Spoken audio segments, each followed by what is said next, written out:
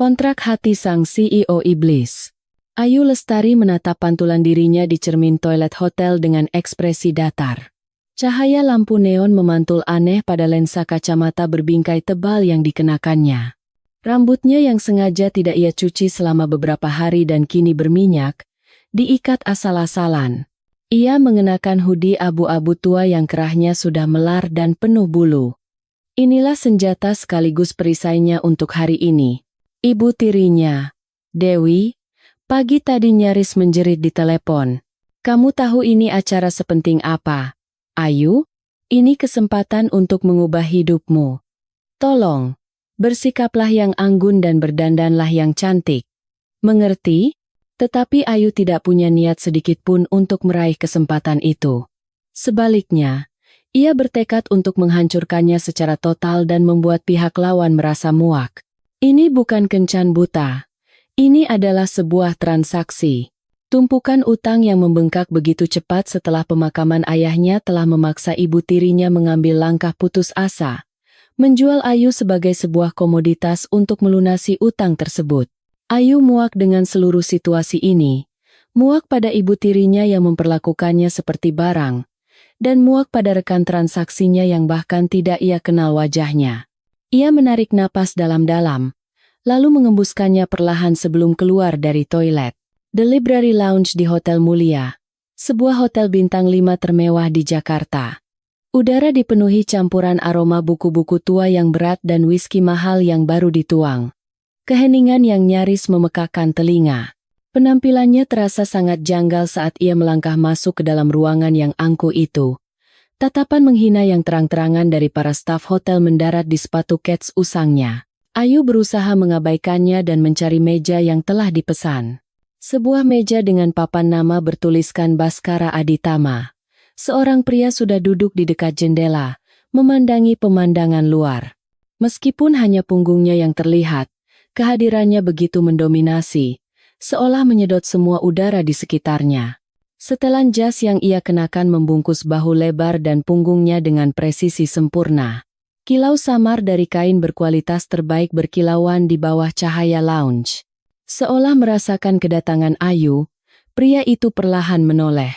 Dan pada saat itu, Ayu merasa napasnya tercekat. Baskara Aditama. Nama itu tidak mungkin tidak dikenal oleh karyawan Nusantara Group. Pria yang berdiri di puncak kerajaan bisnis raksasa itu. Perusahaan induk dari Nusantara Karyatama tempat Ayu saat ini bekerja. Pria yang dijuluki CEO iblis karena restrukturisasi kejam dan keputusan-keputusannya yang tanpa ampun. Dunia Ayu terasa gelap. Ia tidak pernah bermimpi bahwa rekan kencannya adalah pria itu. Tatapan Baskara menyapu Ayu dari ujung kepala hingga ujung kaki. Perlahan, tidak ada penghinaan atau rasa jijik yang ia duga. Yang ada hanyalah tatapan analitis yang dingin dan kering seperti es. Pria itu mengamatinya, seolah seorang ilmuwan sedang mengobservasi spesimen percobaan yang menarik. Baskara sendiri sangat tidak menyukai pertemuan hari ini. Ini semua karena ultimatum yang diberikan oleh kakeknya, Prabowo Wiryawan, sang pendiri Nusantara Group. Jika kau tidak menikah tahun ini, proyek bisnis baru yang sedang kau rintis akan kuserahkan pada sepupumu, Rian. Baginya, pernikahan hanyalah alat untuk mempertahankan kendali manajemen, tidak lebih dan tidak kurang. Ia sudah menduga akan bertemu dengan tipe wanita yang profilnya telah dipoles sempurna dan berbau uang. Wanita yang akan merayunya dengan segala cara demi posisi nyonya besar Nusantara Group. Ia sudah siap membuang waktu 30 menit untuk wanita seperti itu.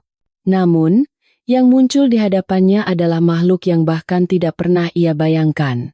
Hoodie kumal, kacamata tebal, dan yang terpenting, sorot mata pemberontak yang bersinar tajam di balik lensa itu. Di profilnya jelas tertulis, Ayu Lestari, 27 tahun, kepribadian tenang dan penurut. Informasi yang jelas-jelas palsu.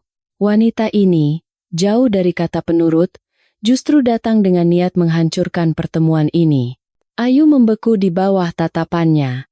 Semua tindakan kasar dan kata-kata sinis yang telah ia siapkan terasa seperti rengekan anak kecil di hadapan predator absolut ini.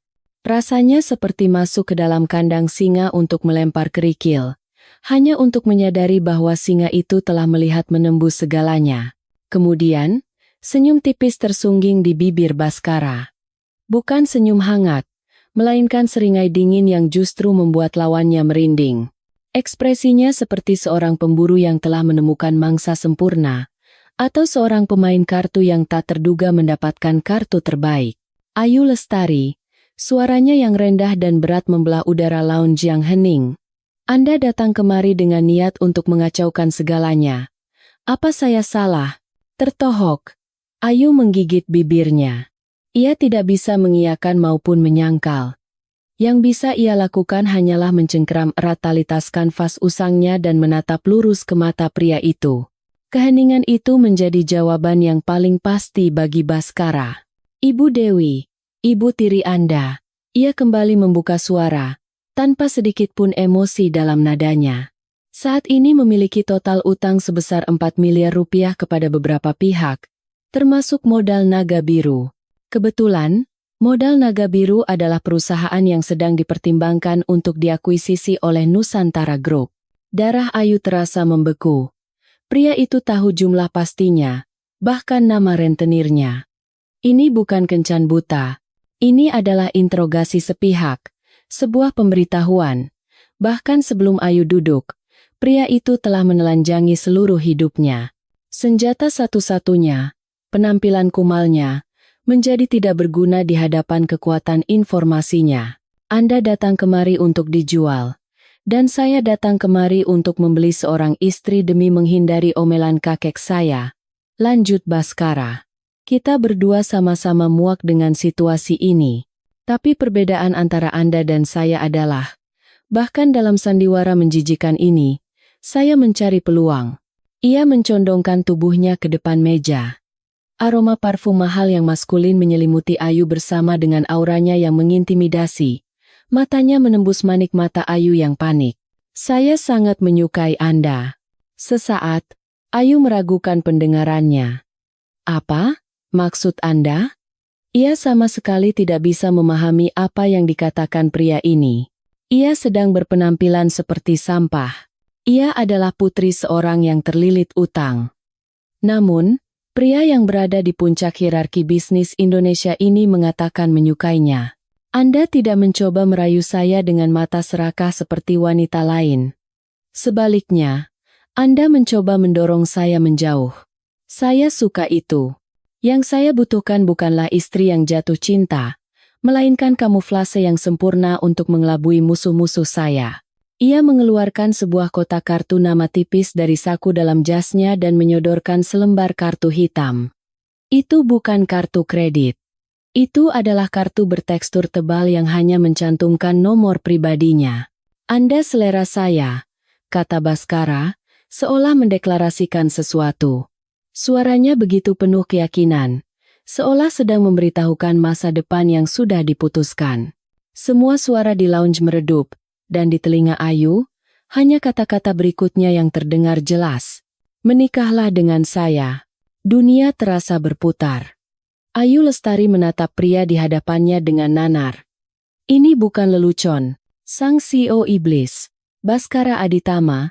Setelah melihat penampilannya yang terburuk dan memahami situasinya yang paling putus asa, justru mengajukan lamaran pernikahan seolah sedang mendeklarasikan akuisisi paksa.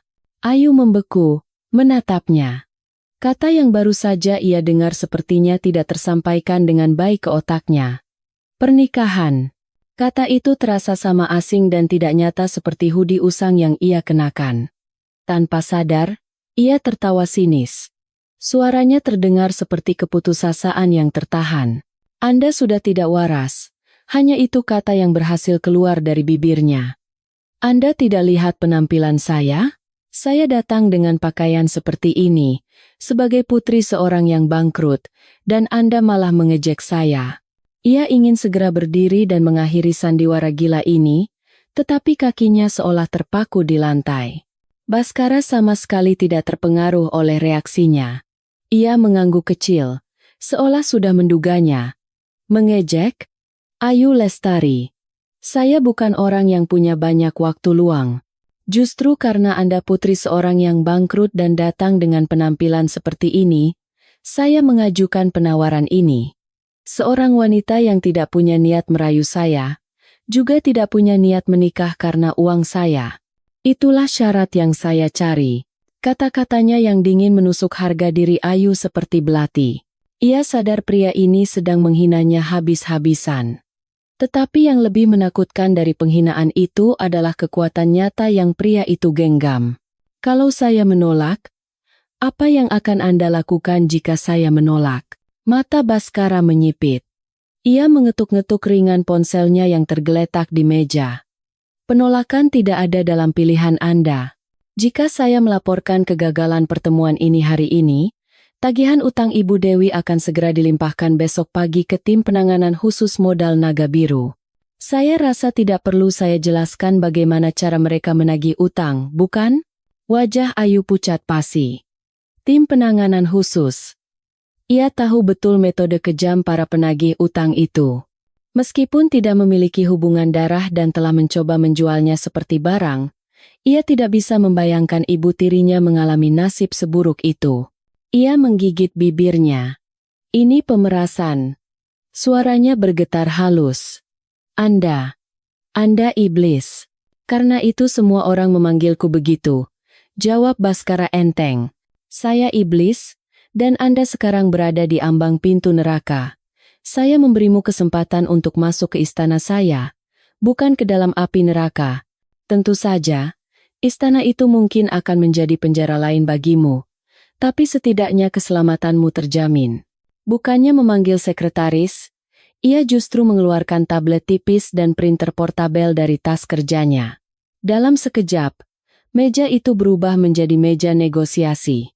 Ia membuka file kontrak yang sudah disiapkan. Kontrak ini sudah diperiksa oleh para pengacara. Anda hanya tinggal menandatanganinya. Ayu menatap layar dengan pandangan gemetar. Judul kontrak pernikahan tercetak jelas. Isinya, seperti kata Baskara, sangatlah transaksional. Jangka waktu kontrak tepat 1 tahun. Setelah 1 tahun, ketika kakek Baskara, Prabowo Wiryawan, sepenuhnya menyetujui suksesi manajemen, mereka akan bercerai diam-diam. Kewajiban Ayu adalah mendampingi Baskara sebagai pasangan resminya dalam acara-acara keluarga dan acara publik yang diperlukan.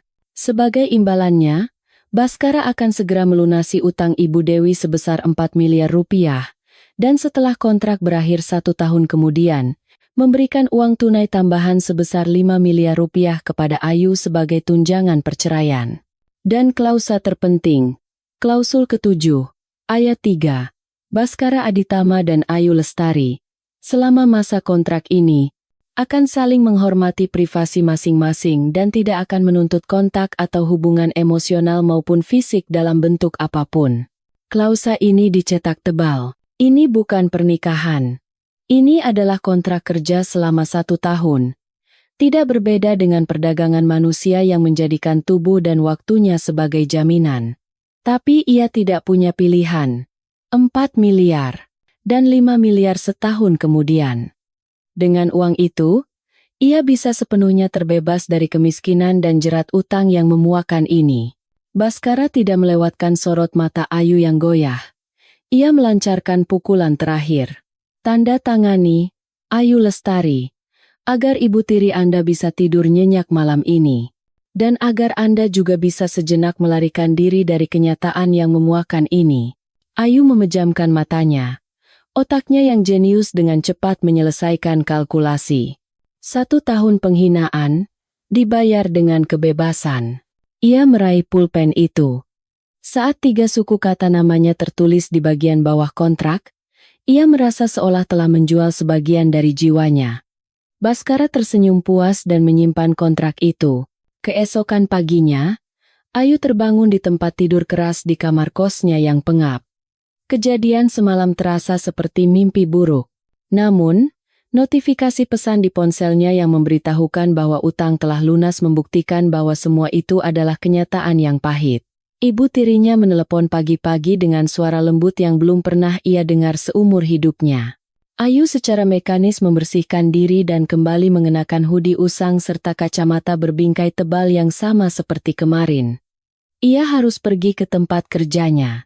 Ia adalah seorang staf rendahan di tim dukungan IT Nusantara Karyatama, anak perusahaan konstruksi dari Nusantara Group. Identitas aslinya tersembunyi sempurna di sana. Tidak ada seorang pun yang tahu bahwa ia sebenarnya adalah seorang peretas jenius yang meraih gelar doktor di usia termuda dari ITB dan pernah mendapat tawaran rekrutmen dari Badan Siber dan Sandi Negara, BSSN. Jika bukan karena kematian mendadak ayahnya dan tumpukan utang, ia tidak akan bersembunyi dengan penampilan seperti ini sekarang. Ia sengaja menyembunyikan kemampuannya dan bersembunyi di tempat yang paling biasa dan tidak mencolok. Staf rendahan di sebuah perusahaan besar. Tempat itu adalah tempat perlindungan teramannya. Tapi sekarang, ia memiliki identitas lain. Istri Baskara Aditama. Memikirkannya saja sudah membuatnya ingin tertawa getir. Lobi kantor tidak seperti biasanya. Terasa ramai dan tegang. Semua karyawan melirik gugup ke arah lift. Dengar-dengar, dia dari kantor pusat datang langsung. Siapa? Jangan-jangan. Iya. CEO Iblis. Baskara Aditama. Ini pertama kalinya dia datang langsung ke anak perusahaan seperti kita. Gosipnya bakal ada restrukturisasi besar-besaran. Jantung Ayu serasa jatuh ke perut. Baskara Aditama. Kenapa nama itu muncul di sini? Ia berusaha menekan kegelisahannya dan berjalan menuju ruang dukungan IT. Mungkin saja itu hanya orang yang namanya sama.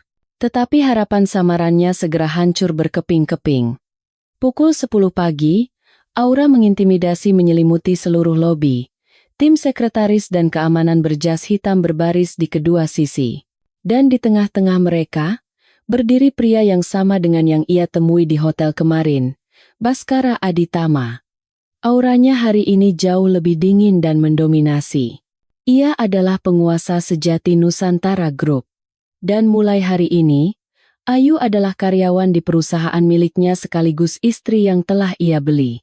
Ayu, yang keluar untuk mengganti toner printer, berpapasan langsung dengan rombongan itu.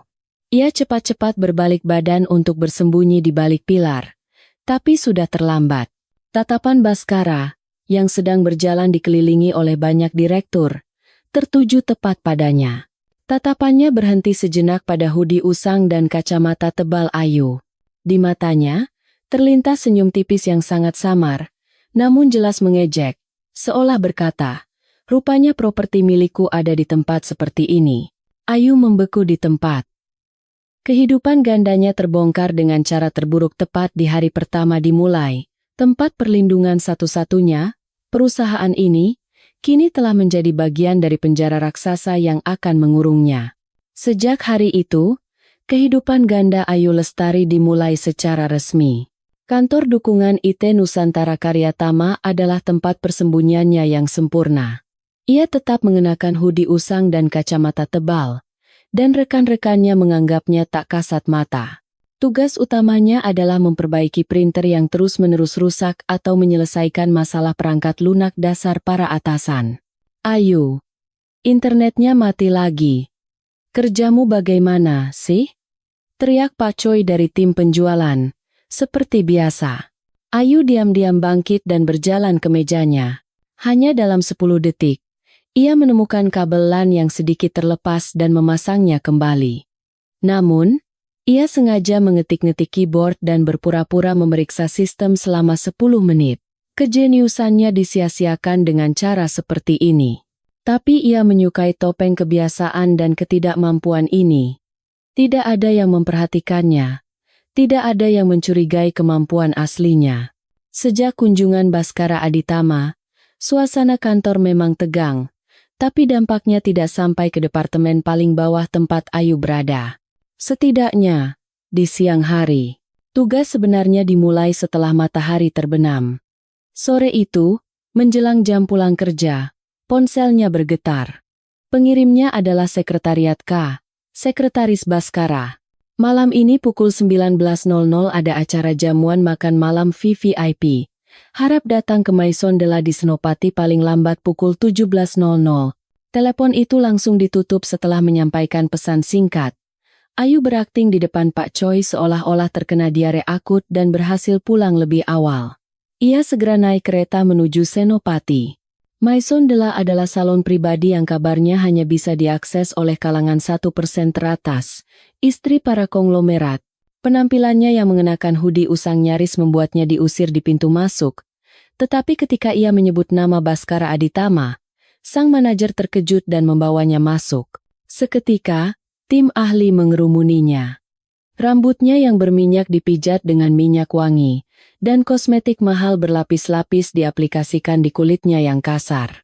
Kulit ibu ternyata bagus sekali, ya? Kalau dirawat sedikit saja. Ayu membiarkan pujian tanpa jiwa mereka masuk telinga kanan keluar telinga kiri. Di cermin, duduk seorang wanita asing. Tubuhnya dibalut gaun sutra biru tua yang simpel namun elegan. Di lehernya tergantung kalung berlian yang harganya mungkin tidak akan bisa ia beli seumur hidupnya.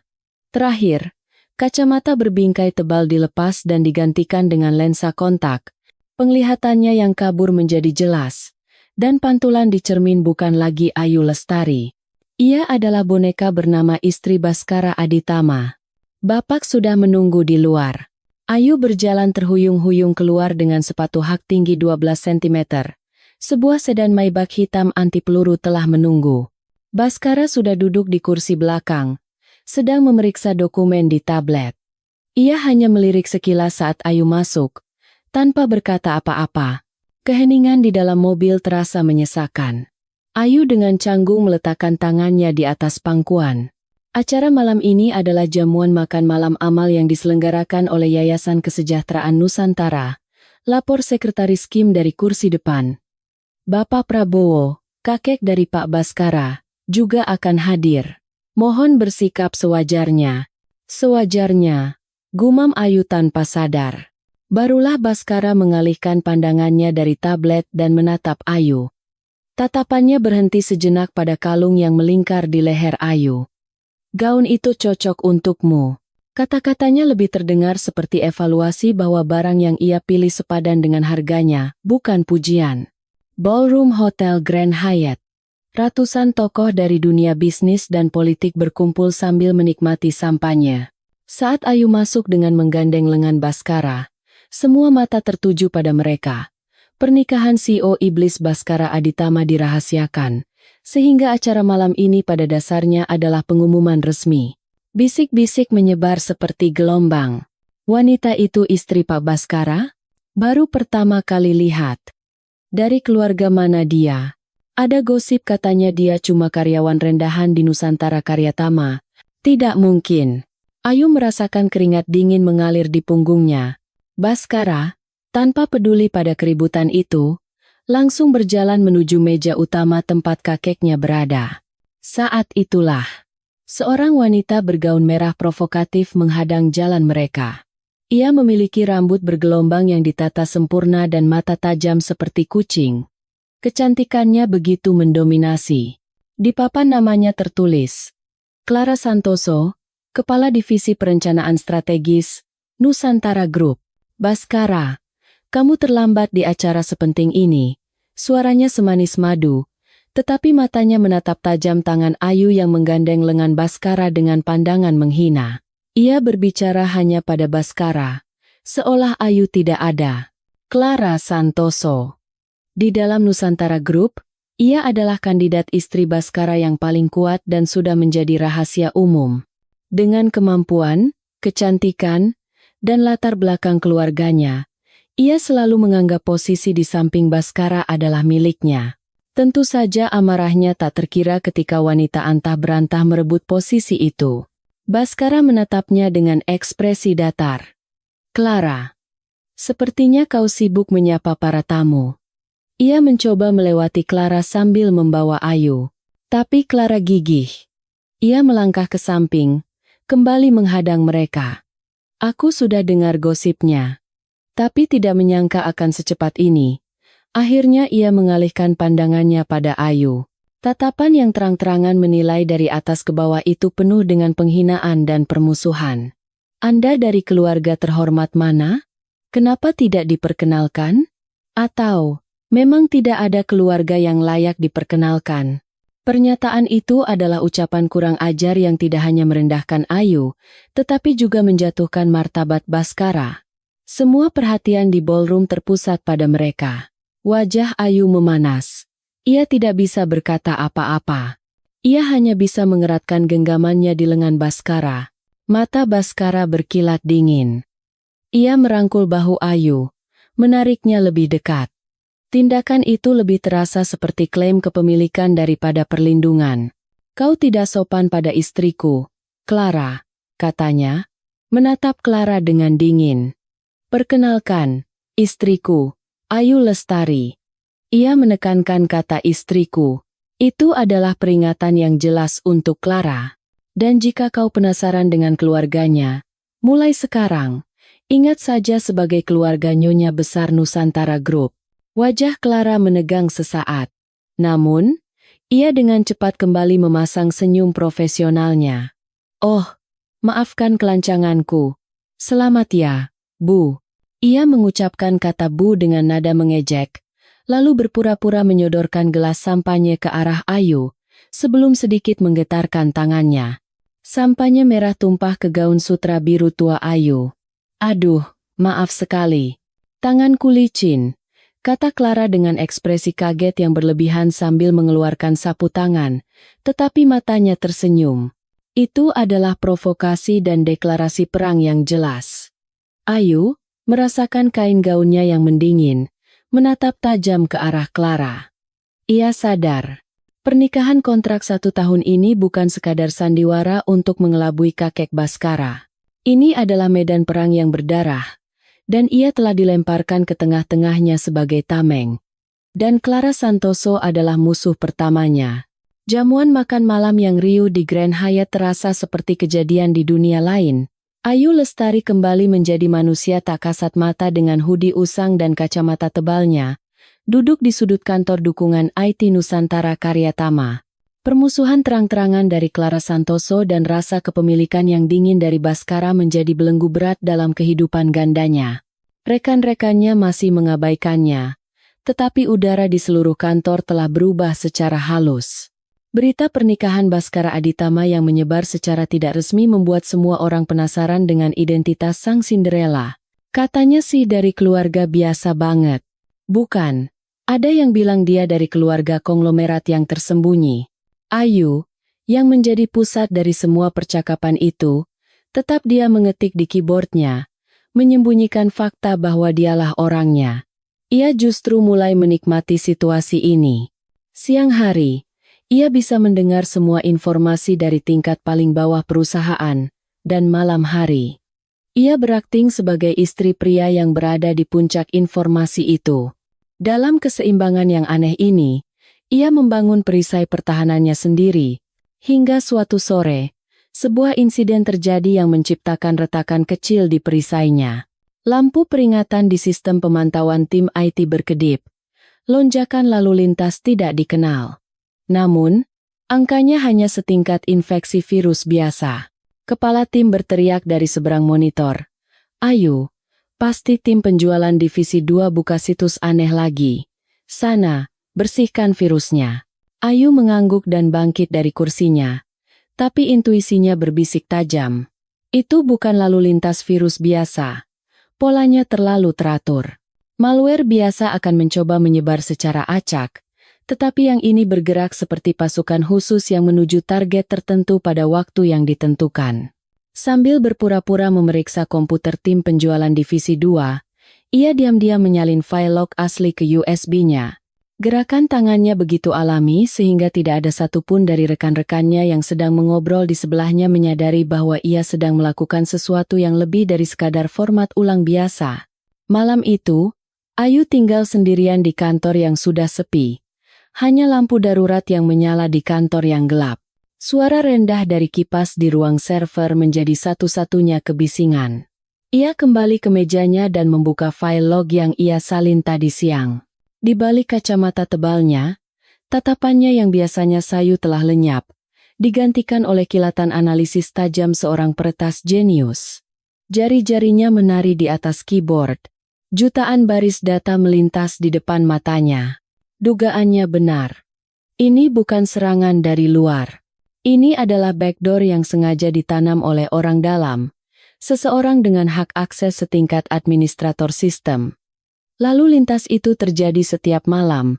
Tepat pukul 03.03 dini hari.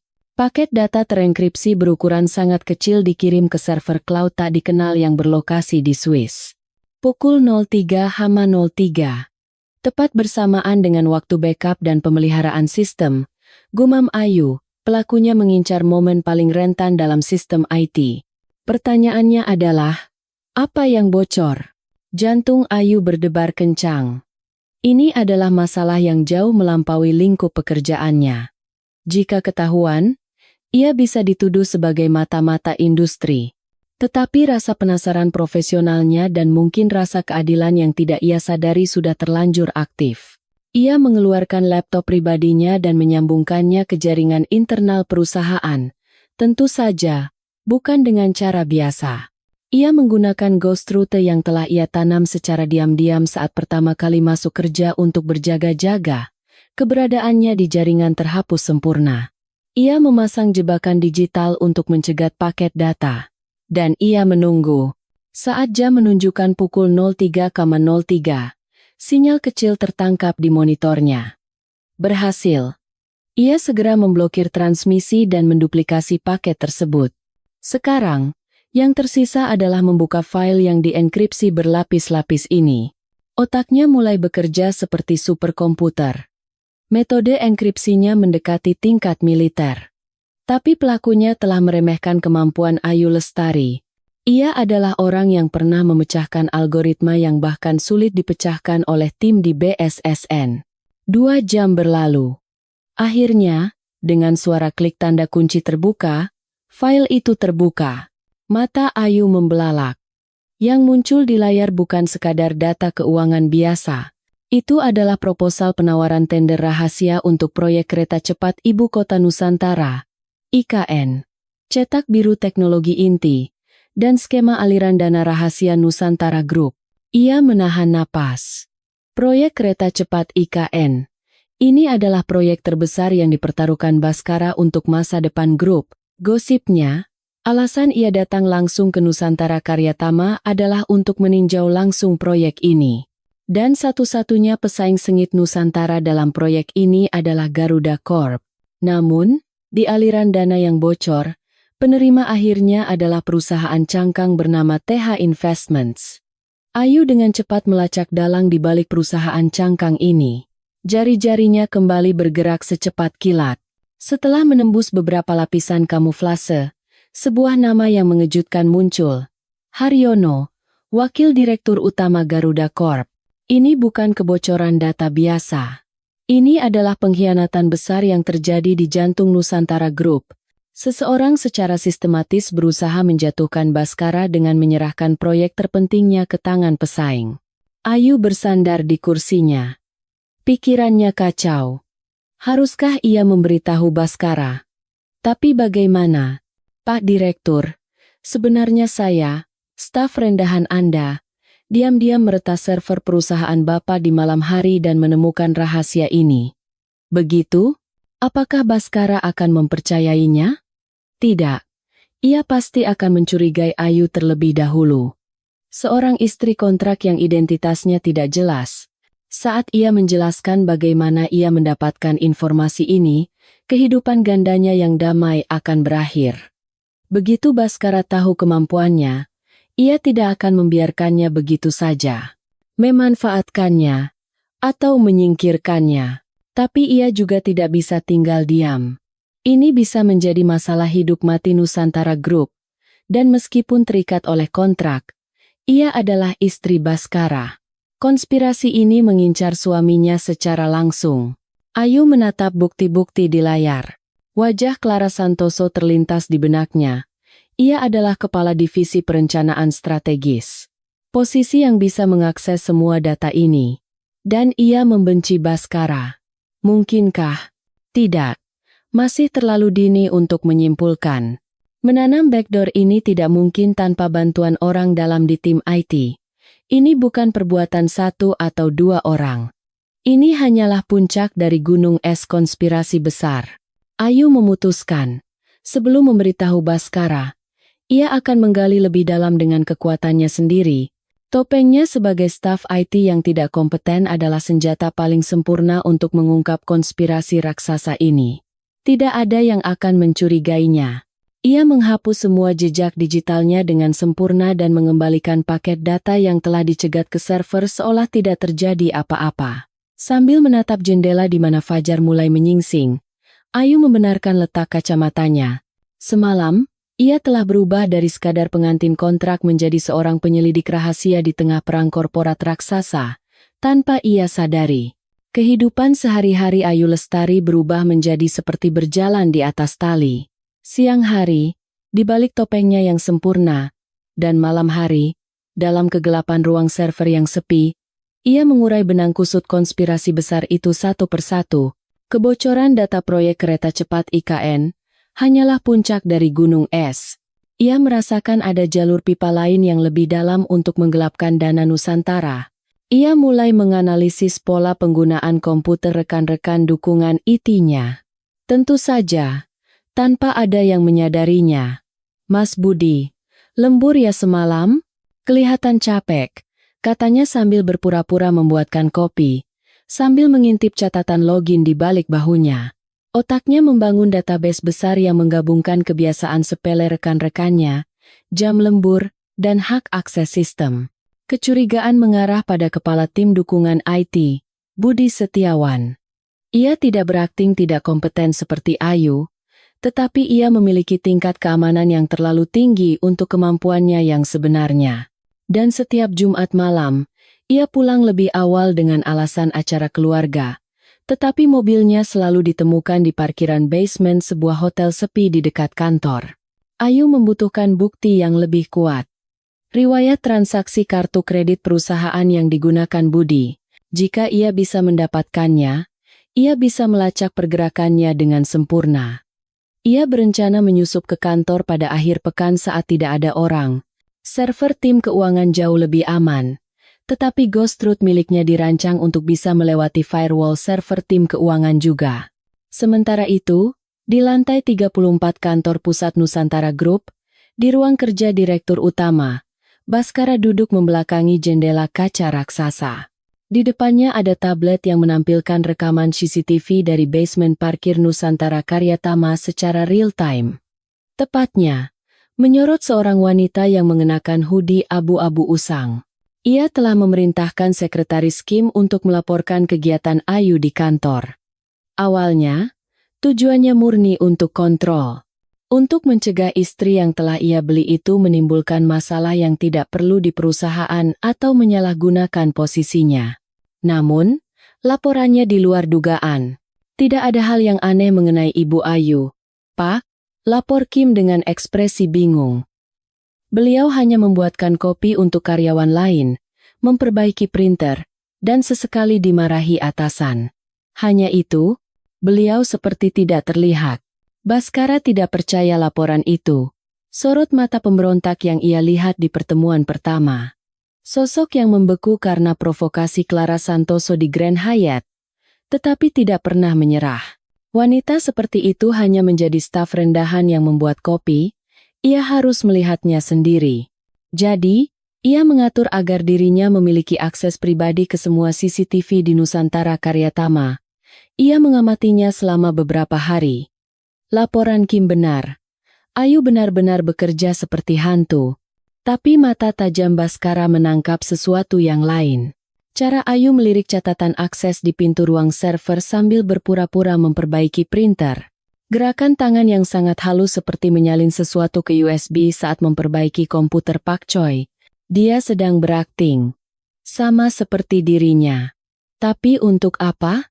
Bhaskara merasakan minat yang aneh bercampur dengan kecurigaan yang tidak menyenangkan. Apa tujuannya? Apakah ada agenda lain yang tidak ia ketahui? Saat itu, Ayu selesai lembur dan turun ke parkiran basement B3. Waktu sudah menunjukkan pukul 10 malam. Parkiran sepi. Sambil berjalan menuju mobil LCGC tuanya, Ayu tanpa sadar mengamati sekeliling. Semakin dalam ia menggali data, semakin ia tidak bisa menghilangkan perasaan aneh bahwa seseorang sedang mengawasinya. Saat ia mengeluarkan kunci untuk membuka pintu mobil, dari sudut sana sebuah forklift besar muncul dengan suara menderu. Ayu merasa aneh. Tidak mungkin ada forklift pengangkut material di area ini pada jam segini. Forklift itu, dengan lampu depan yang menyala terang, melaju kencang ke arahnya. Tanpa sempat berteriak, Ayu melompat dan berguling ke belakang mobil yang terparkir di sebelahnya. BRAKK. Garpu baja tajam forklift itu menghantam pilar tempat ia baru saja berdiri. Pecahan beton berhamburan. Pengemudi forklift itu mengumpat dan dengan cepat berbalik arah, menghilang ke dalam kegelapan. Di ruang kerja direktur utama, Baskara melompat dari kursinya. Wajahnya pucat pasi. Ia melihat dengan jelas di monitor sosok Ayu yang terengah-engah ketakutan. Itu bukan kecelakaan. Itu jelas sebuah peringatan. Pengemudinya sengaja mengincar Ayu. Kim. Teriakannya menggema di ruang kerja. Segera kirim tim pengawal pribadiku. Serigala Hitam Tim 1. Ke Nusantara Karyatama. Awasi Ayu Lestari seperti bayangan. Sekarang juga. Jangan sampai ketahuan olehnya. Cegat semua yang mendekatinya. Jantung Baskara berdebar kencang. Kemarahan. Kemarahan karena ada yang berani menyentuh properti miliknya. Dan satu emosi lain yang tidak ingin ia akui. Ketakutan murni atas fakta bahwa Ayu nyaris celaka. Apa yang telah disentuh Ayu hingga menerima peringatan seperti ini? Ayu, di samping pecahan pilar yang hancur, berusaha menenangkan kakinya yang gemetar. Bisa saja ini dianggap sebagai kelalaian mengemudi. Tapi ia melihatnya. Pengemudi forklift itu memastikan posisinya sebelum sengaja membanting setir. Ini adalah peringatan. Jangan menggali lebih jauh. Ini adalah bukti bahwa penyelidikannya telah menginjak ekor mereka. Mereka tidak tahu persis siapa dia atau apa yang ia ketahui. Tapi mereka sadar ada seseorang yang mendekati rahasia mereka. Mereka mungkin tidak mencurigai Ayu Lestari si manusia tak kasat mata, melainkan mencoba memberi pelajaran kepada siapapun yang berada di tempat itu pada waktu itu. Ayu mengambil napas dalam-dalam. Ia takut, tapi di saat yang sama, semangatnya terpantik. Ia tidak bisa berhenti di sini. Ia menggenggam erat USB di sakunya. Di dalamnya, tersimpan bukti riwayat transaksi kartu kredit perusahaan Budi yang baru saja ia retas hari ini. Saat ia tertatih-tatih masuk ke mobilnya, dari kegelapan di seberang parkiran, sebuah sedan hitam diam-diam mengamati. Itu adalah tim Serigala Hitam milik Baskara. Mereka mengikuti mobil Ayu dari jarak aman sampai ia keluar dari parkiran. Malam itu, saat kembali ke kamar kosnya, Ayu merasakan firasat aneh. Tidak seperti biasanya, gang masuk ke kosnya terlalu sepi. Dan ia merasakan tatapan seseorang yang sangat samar. Tapi ketika ia menoleh ke belakang, tidak ada siapa-siapa. Baskara juga tidak bisa tidur. Ia memastikan lewat tabletnya bahwa Ayu telah masuk ke kamar kosnya dengan selamat. Lalu ia menelepon komandan tim Serigala Hitam. Ubah ke mode pengawasan 24 jam. Jangan sampai dia sadar. Tapi jika ada ancaman mendekat dalam radius 10 meter darinya, lumpuhkan, tidak peduli siapapun identitasnya. Klausul ke-7, ayat 3. Tidak akan menuntut kontak atau hubungan emosional maupun fisik dalam bentuk apapun. Baskara teringat klausa itu. Apa yang ia lakukan sekarang jelas-jelas pelanggaran kontrak dan pelanggaran privasi, tapi ia merasionalisasikan dirinya. Ini bukan emosi. Ini hanyalah perlindungan aset untuk rencananya. Namun, jantungnya berdebar kencang, seolah menertawakan rasionalisasi itu. Setelah insiden di parkiran basement, Ayu Lestari dengan jelas merasakan adanya tatapan tak terlihat yang mengelilinginya. Tatapan ini berbeda dengan tatapan membunuh pengemudi forklift. Bukan untuk mencelakainya, melainkan terasa seperti pengawasan dan perlindungan ketat dari seorang profesional terlatih. Di tikungan gang menuju kamar kosnya, di balik pilar lobi kantor, bahkan di seberang rumah makan tempat ia makan siang, bayangan itu terasa. Secara intuitif, ia tahu mereka adalah orang-orang yang dikirim oleh Bhaskara. Pria itu pasti sudah sadar bahwa insiden itu bukanlah kecelakaan biasa. Fakta ini memberikan Ayu rasa aman yang aneh, sekaligus rasa terbelenggu yang lebih besar. Ia kini terperangkap dalam jaring ganda, pengawasan Bhaskara dan ancaman dari musuh tak dikenal. Penyelidikan rahasianya menjadi semakin hati-hati. Riwayat transaksi kartu kredit Budi Setiawan mengkonfirmasi dugaannya. Setiap Jumat, Budi secara rutin bertemu dengan seorang konsultan dari perusahaan cangkang milik Haryono, Wakil Direktur Utama Garuda Corp, di sebuah bar hotel. Jelas sekali bahwa pembayaran atas kebocoran data terjadi di sana. Suatu hari, saat ia baru saja akan pulang setelah lembur, sebuah pesan masuk dari sekretariat K. Malam ini pukul 20.00, jamuan makan malam di kediaman utama Menteng. Harap datang ke Maison de la paling lambat pukul 19.00. Ayu menelan ludah. Kediaman utama di Menteng. Itu adalah jantung Nusantara Group, tempat yang disebut kandang macan. Kediaman kakek Bhaskara, Prabowo Wiryawan. Jika jamuan di Grand Hyatt adalah pertunjukan untuk publik, maka ini adalah ujian yang sesungguhnya. Ayu terpaksa sekali lagi menuju salon di Senopati.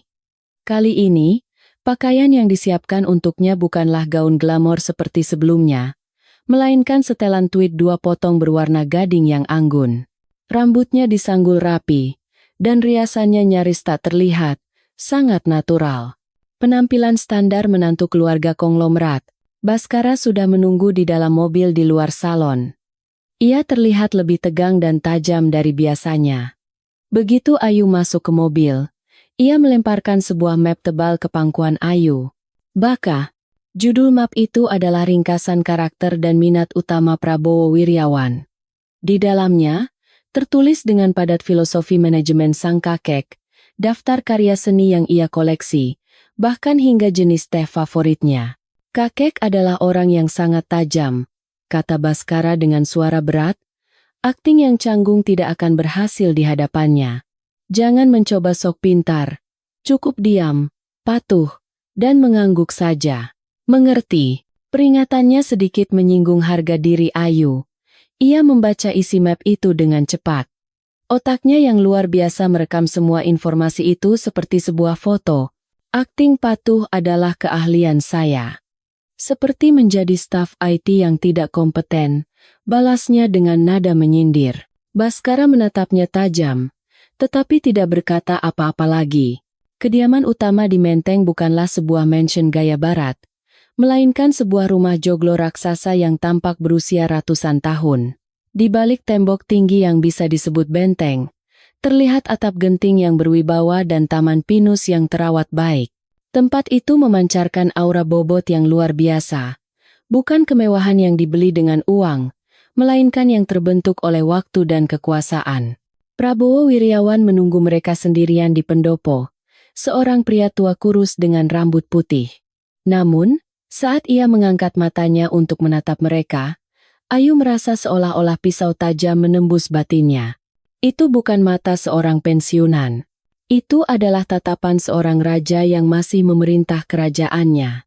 Makan malam berlangsung dalam keheningan yang menyesakan. Prabowo bahkan tidak melirik Ayu sama sekali. Ia hanya mengajukan pertanyaan kepada Bhaskara. Bagaimana proyek kereta cepat itu? Aku dengar orang-orang Garuda bermain curang di belakang. Tidak ada masalah, Kek, jawab Bhaskara dengan tenang. Masalah teknis semua sudah teratasi. Pendanaan juga lancar. Ayu mendengarkan percakapan mereka sambil berpikir, masalah teknis memang tidak ada, tapi Anda tidak tahu kalau teknologinya sedang dicuri seluruhnya. Saat makan malam hampir berakhir, Prabowo akhirnya menoleh ke arah Ayu. Kudengar kau bekerja sebagai staf administrasi di Nusantara Karyatama. Suaranya lembut, tetapi penuh selidik. Kalau begitu, menurutmu, apa masalah terbesar di Nusantara Group kita? Ini adalah jebakan. Wajah Bhaskara sedikit menegang. Ia memberi isyarat mata pada Ayu. Jangan katakan apa-apa. Tetapi Ayu sudah terpaku oleh tatapan sang kakek. Jika ia menjawab, saya tidak tahu, ia akan menunjukkan ketidakmampuannya. Jika ia memberikan jawaban yang dangkal, ia akan menunjukkan kesombongannya. Ayu menarik napas sejenak. Ia teringat map yang diberikan Baskara. Filosofi Manajemen Prabowo, Pasal 1, setia pada hal-hal mendasar. Saya tidak dalam posisi untuk membahas masalah grup. Pak? Ia membuka suara dengan tenang. Tetapi, yang saya lihat setiap hari adalah hal-hal mendasar yang mulai runtuh. Alis Prabowo sedikit terangkat. Mendasar? Apa maksudmu? Printer rusak. Jaringan sering terputus. Kata Ayu. Ini mungkin terlihat sepele. Tetapi hal ini menggerogoti waktu dan energi karyawan yang bekerja di tingkat paling bawah. Saya memberanikan diri berpikir, bagaimana mungkin perusahaan yang sedang membangun kereta cepat paling canggih, justru mengabaikan koneksi paling dasar di sistem internalnya sendiri. Baskara terkejut dalam hati. Jawaban itu gila. Tetapi reaksi kakeknya di luar dugaan. Bukannya marah, ia justru menatap Ayu dengan ekspresi aneh. Ia mendengar jawaban yang ia harapkan dari Baskara, justru dari istrinya. Prabowo mengganti topik. Ia menunjuk sebuah lukisan besar yang tergantung di salah satu sisi ruang makan. Bagaimana menurutmu lukisan itu? Si Baskara ini membelinya dengan harga mahal sebagai hadiah ulang tahunku. Baskara tahu lukisan itu adalah karya asli dari Maestro Affandi, dan ia berpikir tidak mungkin Ayu tahu tentang seni rupa seperti itu. Ia hanya mengharapkan jawaban seperti, indah sekali. Namun, Ayu menatap lukisan itu dengan saksama, lalu membuka mulut. Sebuah karya yang terinspirasi dari gaya ekspresionisme Affandi, ya. Suaranya, yang biasanya ragu-ragu, telah lenyap, digantikan oleh suara seorang ahli. Tapi ini bukan sekadar tiruan. Ada reinterpretasi modern yang ditambahkan pada keagungan gaya aslinya. Terutama sapuan cat yang tebal dan goresan kasarnya, saya bisa merasakan pandangan sang maestro terhadap dunia, sekaligus kegelisahan sang pelukis modern ini saat memandang zaman sekarang. Hening. Baskara tidak percaya dengan apa yang baru saja ia dengar. Wanita yang biasa memperbaiki printer dengan hoodie usang itu sedang membahas gaya lukis Affandi dan reinterpretasi modern. Prabowo, untuk pertama kalinya, tertawa kecil. Hah, kegelisahan, katamu. Ia bangkit dari kursinya. Kukira si Baskara ini tidak punya mata sama sekali.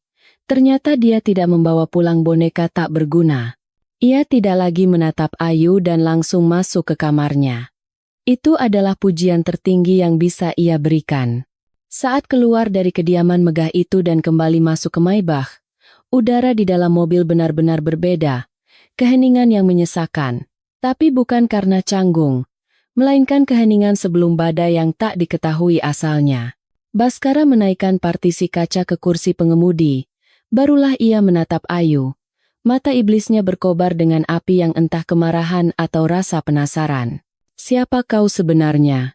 Untuk pertama kalinya, ia memanggil Ayu kau, bukan Ayu Lestari. Untuk pertama kalinya, ia mulai memandang Ayu bukan sebagai rekan kontrak, melainkan sebagai sebuah misteri besar. Rencana sempurnanya tentang seorang istri yang tidak menarik, kini hancur berkeping-keping di hadapan kecerdasan luar biasa yang disembunyikan sang istri.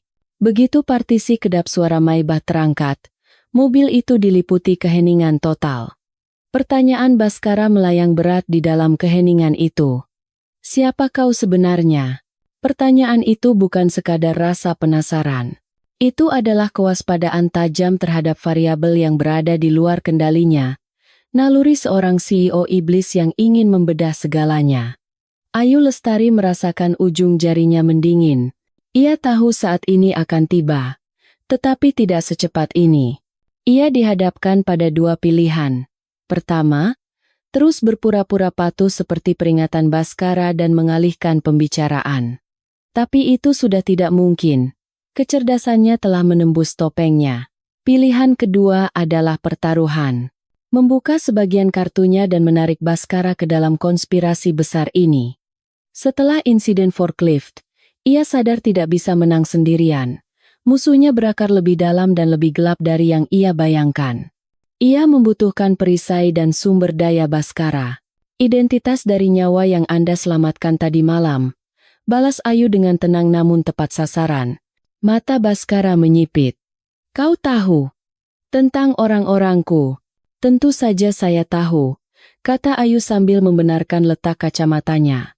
Di balik lensa itu, sorot mata aslinya, tatapan seorang analis yang dingin, menembus lurus ke arah Bhaskara. Sama seperti Anda yang mengawasi saya juga melihat bagaimana perusahaan Anda sedang digerogoti dari dalam. Semua ekspresi lenyap dari wajah Bhaskara. Suhu di dalam mobil terasa turun beberapa derajat. Perusahaanku? Apa maksudmu? Persis seperti yang saya katakan. Ayu tidak lagi ragu. Sekarang atau tidak sama sekali.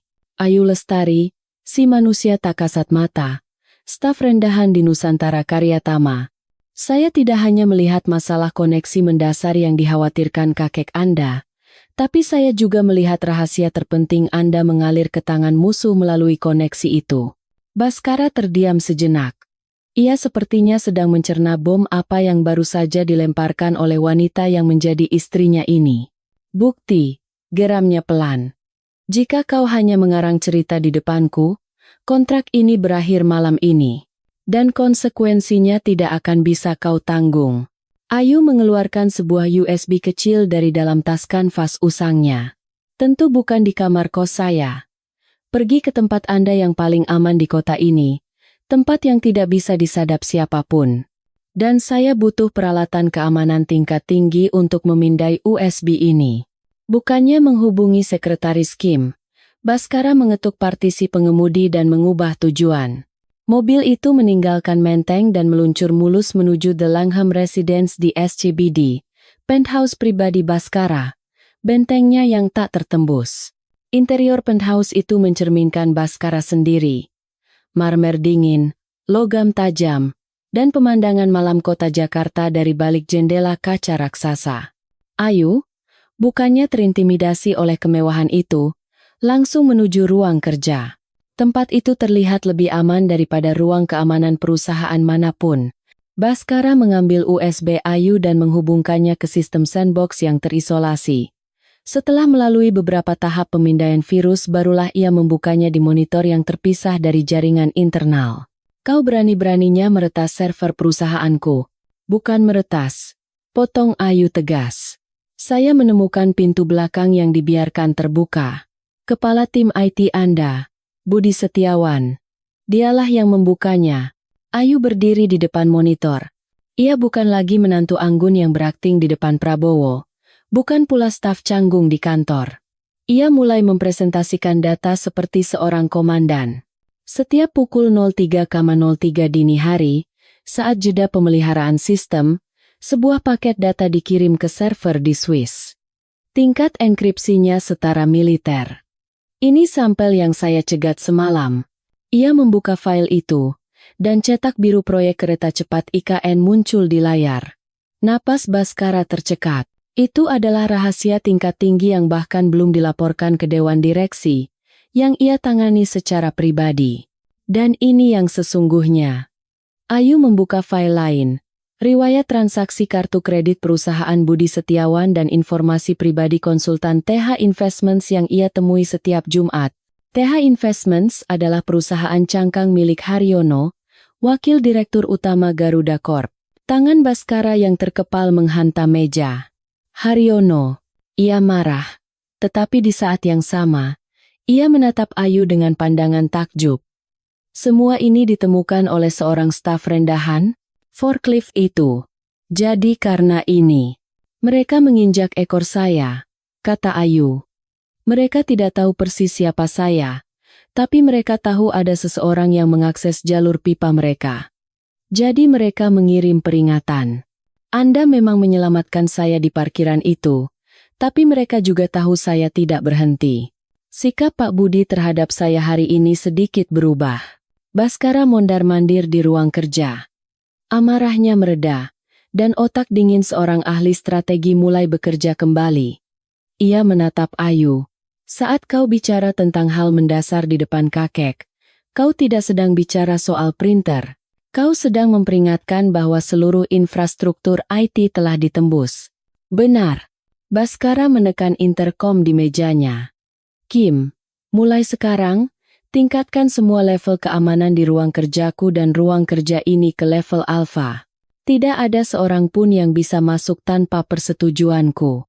Dan beritahu tim Serigala Hitam, atur level pengamanan Ayu Lestari setara denganku. Ia menutup telepon dan kembali menatap Ayu. Kecanggungan atau perasaan pribadi di antara mereka telah lenyap. Yang tersisa hanyalah ketegangan dari aliansi berbahaya dengan tujuan yang sama. Haryono tidak mungkin sendirian.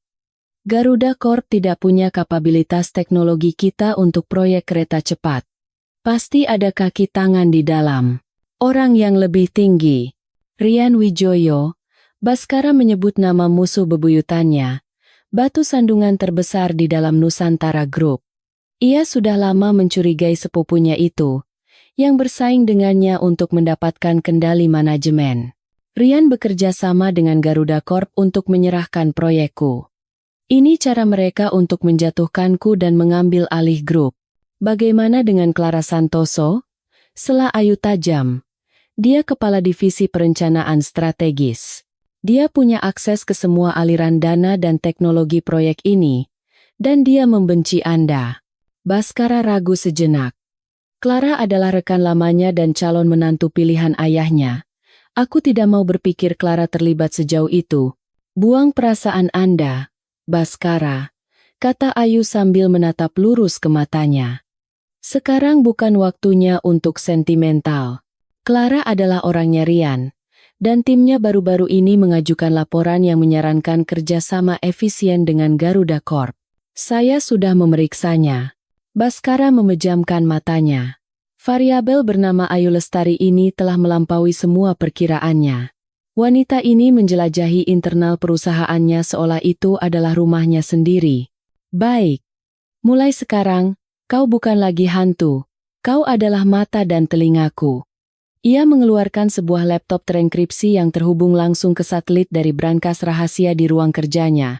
Ini laptop dengan tingkat keamanan yang sama dengan yang digunakan Bin. Tidak ada yang bisa melacaknya. Gunakan ini. Ia menyerahkan laptop itu pada Ayu. Kita akan melakukan serangan balik. Tapi tidak sekarang.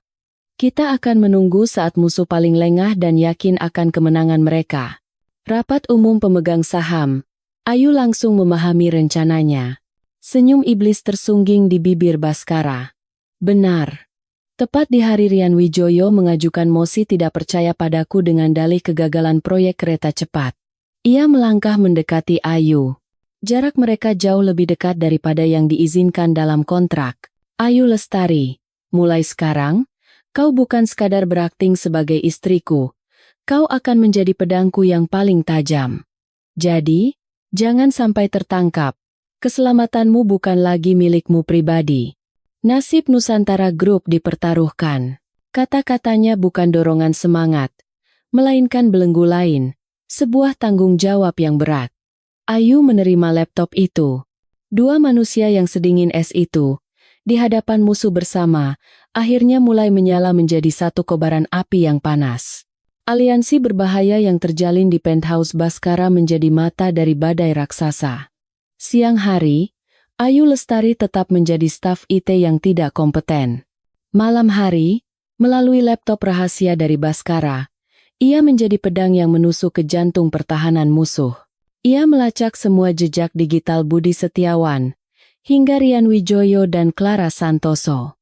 Baskara, sebelum diskors, menggunakan kewenangannya untuk secara diam-diam membuka semua akses back-end yang dibutuhkan Ayu.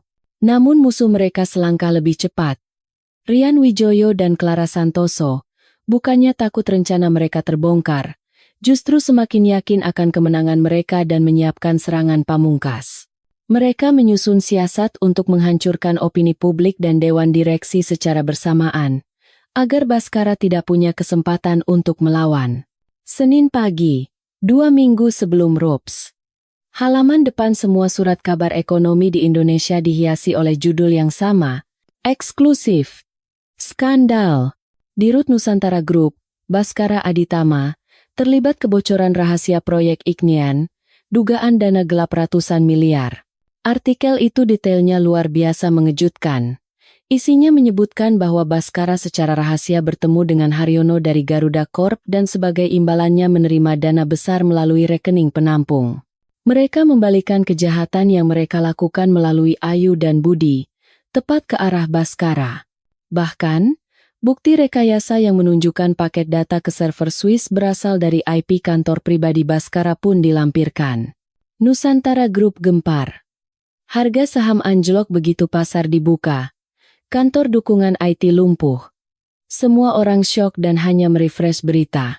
Gila. Masa Pak Dirut mata-mata? Pantesan Garuda Corp belakangan ini adem ayem. Ternyata permainannya sudah selesai. Ayu merasakan tangannya gemetar di atas keyboard karena amarah yang dingin. Sore itu, rapat Dewan Direksi Darurat diadakan. Baskara, sesuai dengan julukannya, menghadiri rapat dengan ekspresi tenang tanpa sedikit pun kegoyahan. Tetapi udara di ruang rapat sudah berbalik memusuhinya. Rian Wijoyo berdiri dengan ekspresi sedih yang dilebih-lebihkan.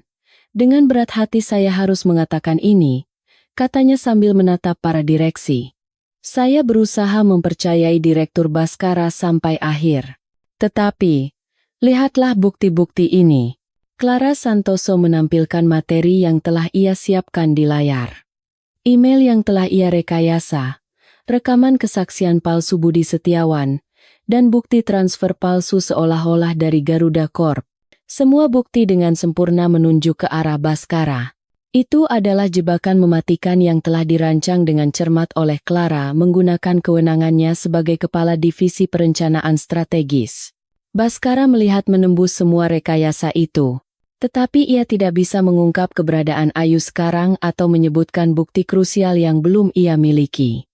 Itu sama saja dengan bunuh diri, membuka semua kartunya di depan musuh. Ia memilih diam. Keheningannya dianggap sebagai pengakuan diam-diam oleh Dewan. Bahkan orang-orang kepercayaan Prabowo Wiryawan pun tidak bisa membelanya di hadapan skandal yang mengancam kelangsungan hidup grup. Akhirnya, pemungutan suara dilakukan. Memberhentikan sementara Direktur Utama Baskara Aditama dari semua jabatannya. Suara Rian Wijoyo menggema di ruang rapat. Baskara secara resmi dilumpuhkan dari grup. Segera setelah rapat selesai, semua aksesnya ke ruang kerja diblokir. Rian Wijoyo dan Clara Santoso tampil ke depan sebagai pimpinan. Clara bahkan mendapat jabatan pejabat sementara Direktur Utama. Dengan senyum kemenangan, ia duduk di kursi kosong di ruang kerja Baskara. Malam itu, dengan pengawalan ketat tim Serigala Hitam, Ayu diam-diam menuju penthouse di SCBD. Udara di penthouse itu sedingin es. Baskara masih mengenakan setelan jas sempurna seperti biasa, tetapi matanya yang menatap keluar jendela kaca memancarkan api neraka. Mereka pasti mengira sudah menang, kata Ayu sambil menyalakan laptop terenkripsinya. Clara pasti sedang bersulang sekarang. Di ruang kerja Anda. Semakin singkat sebuah perayaan, semakin baik, Baskara berbalik. Ia bukan pecundang. Ia adalah predator buas yang terluka dan terpojok, tetapi siap untuk serangan balik. Semua bukti yang mereka ajukan adalah rekayasa, tapi terlalu sempurna. Untuk membalikannya, kita butuh pengakuan langsung dari mulut mereka, atau menemukan data asli dari rekayasa itu. Ayu mengangguk.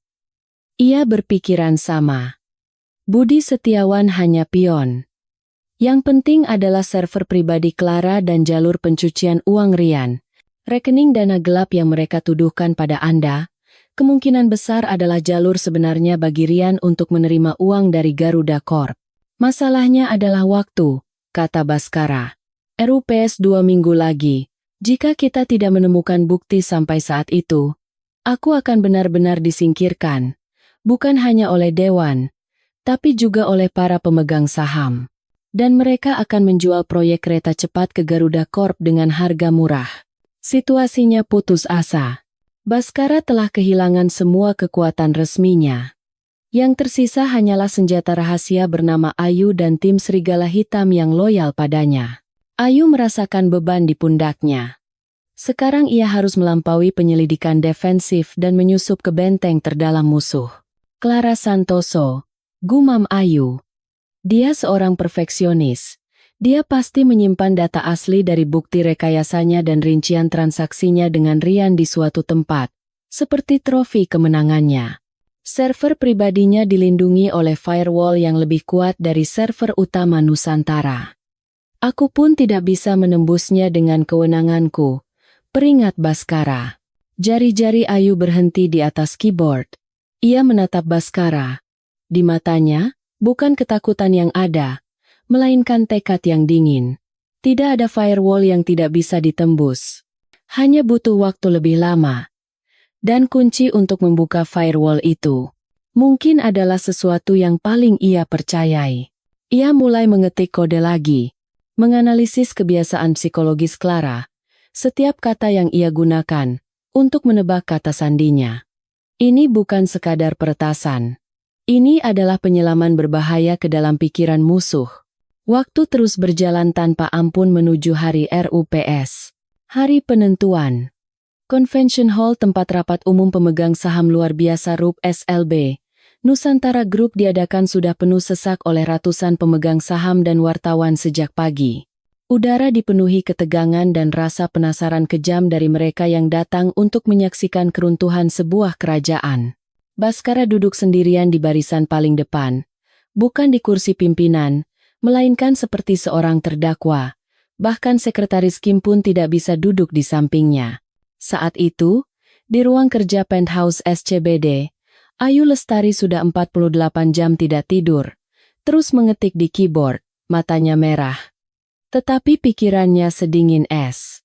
Server pribadi Clara Santoso, itu bukan sekadar firewall. Itu adalah benteng yang berlapis-lapis dibangun dari obsesi dan arogansi gilanya. Ayu menganalisis segalanya tentang Clara. Laporan yang ia tulis saat pertama kali masuk kerja. Kutipan filsuf favoritnya. Bahkan tanggal email yang ia kirim pada Baskara dan diabaikan. Semua bisa menjadi kunci. Notifikasi muncul. RUPSLB dimulai pukul 10.00. Waktu terus berjalan. Di Convention Hall, Rian Wijoyo naik ke podium dan memulai pidatonya dengan ekspresi sedih. Para pemegang saham yang terhormat, hari ini saya berdiri di sini dengan hati yang hancur. Baskara Aditama, yang kita percayai. Ia menampilkan satu persatu bukti rekayasa sempurna dari Clara di layar. Log server palsu dengan IP kantor Baskara yang tercetak jelas. Riwayat rekening palsu. Video pengakuan palsu Budi Setiawan. Semua menjadikan Baskara pengkhianat yang sempurna. Teriakan marah meledak dari para pemegang saham. Pecat Baskara sekarang juga. Pengkhianat. Clara duduk di samping Rian dengan ekspresi anggun namun sedih. Ia sedang menikmati kemenangannya. Baskara menerima semua tuduhan itu dalam diam, menatap podium tanpa bergerak. Tatapannya bukan ke arah podium, melainkan ke arah pintu masuk Convention Hall. Ia menunggu. Di penthouse, jari-jari Ayu berhenti. Ia telah menemukan potongan puzzle terakhir untuk menembus psikologi Clara. Clara membenci Baskara, tetapi sekaligus menginginkannya. Ia ingin menggantikannya. Kata sandinya pasti gabungan dari penghinaannya pada Baskara dan ambisinya sendiri. Ayu mengetik baris karakter terakhir di keyboard. Selamat, tinggal, Baskara Sang, Raja. Enter. Hening sejenak. Lalu, access granted. Mata Ayu berbinar. Gerbang benteng telah terbuka. Tanpa jeda untuk bernapas, ia menyerbu masuk ke ruang trofi Clara. Semuanya ada di sana. Log server asli sebelum direkayasa. Rekaman video konferensi Rian Wijoyo dengan Haryono dari Garuda Corp. Dan file audio saat Clara mengancam Budi Setiawan untuk memberikan kesaksian palsu. Ia mengirim semua bukti ini ke laptop terenkripsinya dan bangkit dari kursi. Di Convention Hall, Rian Wijoyo berteriak dengan suara lantang. Oleh karena itu, Dewan Direksi secara resmi mengajukan mosi pemecatan Direktur Utama Baskara Aditama. Aula dipenuhi sorak-sorai setuju.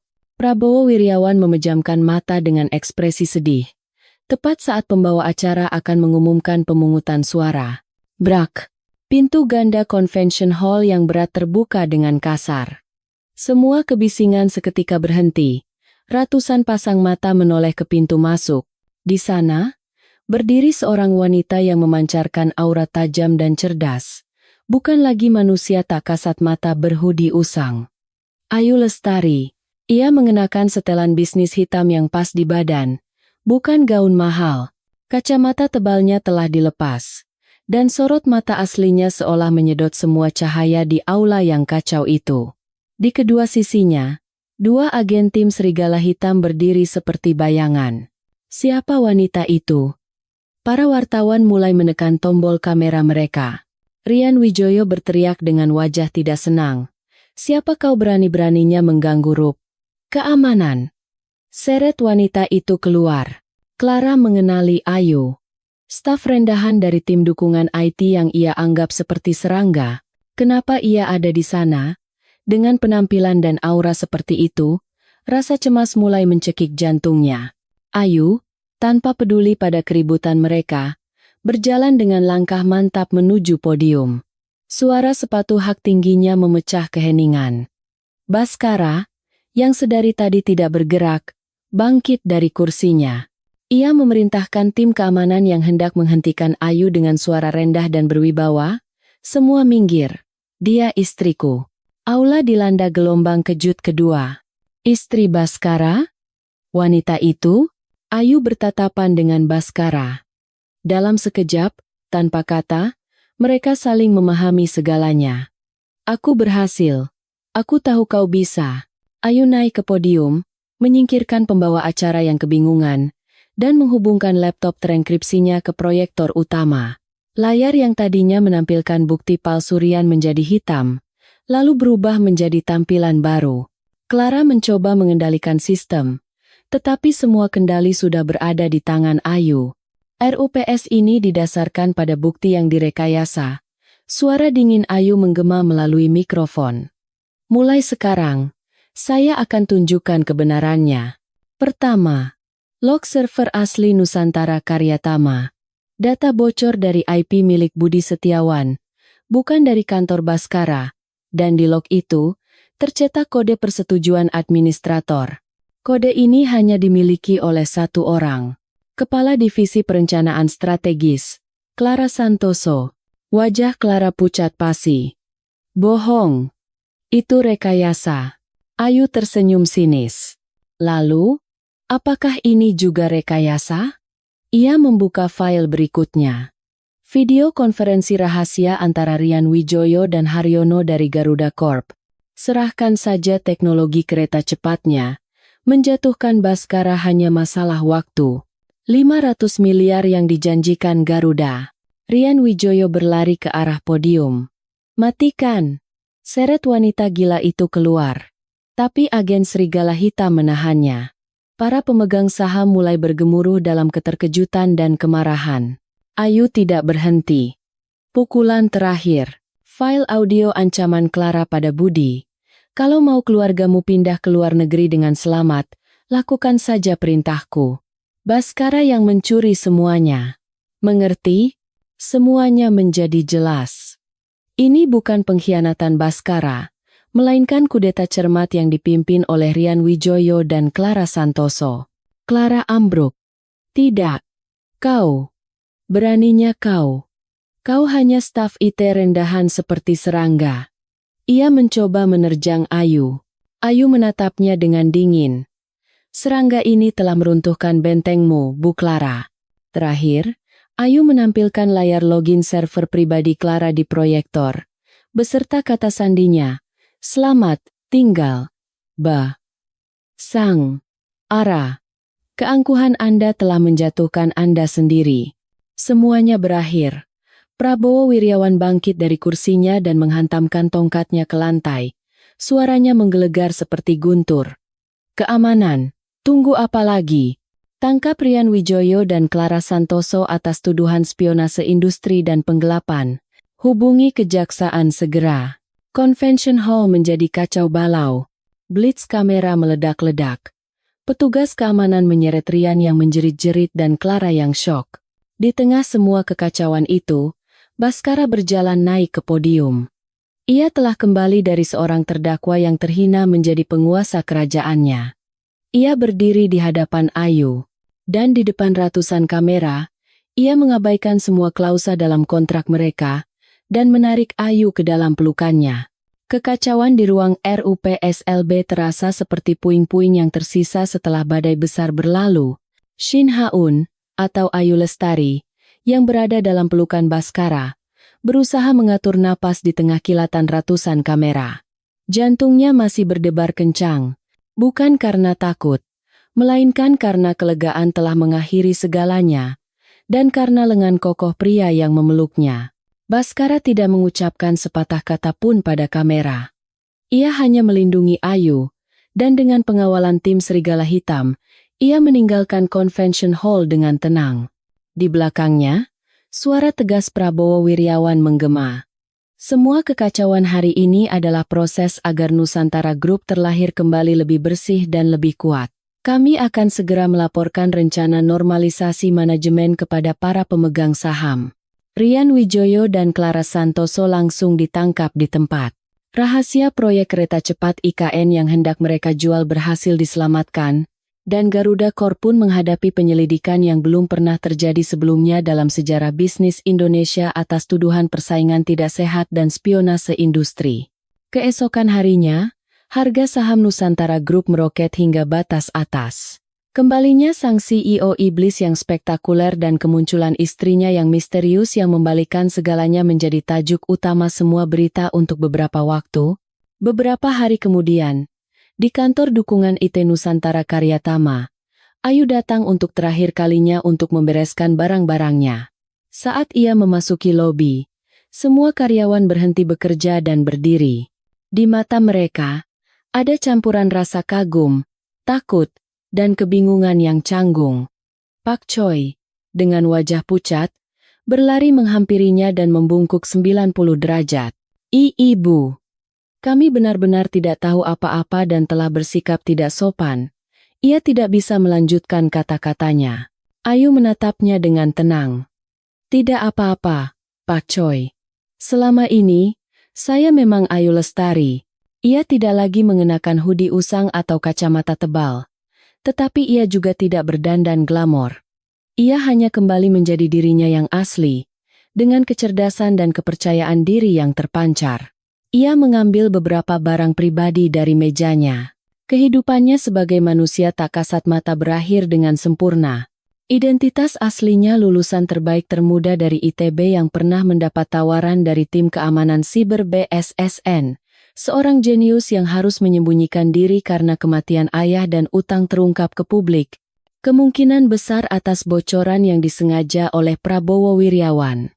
Orang-orang menjulukinya penyelamat bertopeng. Dan akhirnya, waktu 1 tahun yang tertera di kontrak pun mendekat. Selama itu, Baskara dan Ayu menjaga jarak diam-diam. Perang telah usai. Dan mereka seolah kembali ke hubungan canggung antara pihak A dan pihak B dalam sebuah kontrak. Baskara sibuk luar biasa menata ulang grup, sementara Ayu menghabiskan sebagian besar waktunya di ruang kerja penthouse. Malam itu, Baskara pulang ke penthouse lebih awal dari biasanya. Ia memanggil Ayu ke ruang kerja, tempat di mana aliansi berbahaya mereka dimulai. Di atas meja kerja, seperti yang sudah Ayu duga, tergeletak sebuah amplop dokumen tebal. Grup sudah stabil. Baskara membuka pembicaraan. Suaranya, yang penuh gairah di hari RUPS, seolah kembali menjadi dingin seperti dulu. Rian dan Clara sedang menunggu persidangan, dan Garuda Corp akan membayar ganti rugi yang sangat besar. Semua ini berkat kau. Ia mendorong amplop itu ke arah Ayu. Ini bagianmu. Di dalam amplop, selain surat perjanjian cerai, terdapat sertifikat pengalihan saham Nusantara Group dalam jumlah yang cukup besar dengan dalih bonus kinerja luar biasa, di luar 5 miliar rupiah yang tertera di kontrak.